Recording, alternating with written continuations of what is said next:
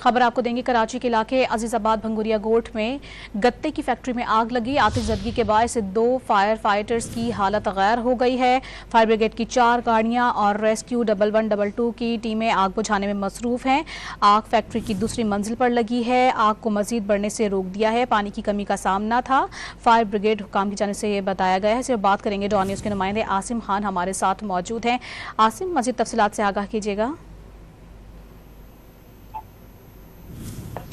आसिम से राबता करने की कोशिश करेंगे। कराची का इलाका है अजीजाबाद भंगुरिया गोट, जहां पर ये गत्ते की फैक्ट्री है, जहां पर आग लगी है। आतिशज़दगी के बायस 2 फायर फाइटर्स की हालत गैर हो गई है। आसिम खान हमारे साथ मौजूद हैं। आसिम, बताएगा क्या सूरत हाल है अभी?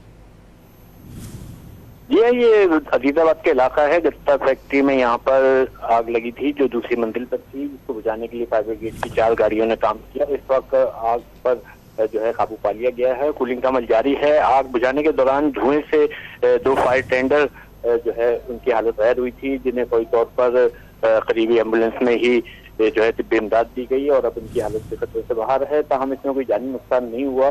ताहम लाखों रुपए मालियत का गत्ता जलकर जो है वो खाकसार हो गया है।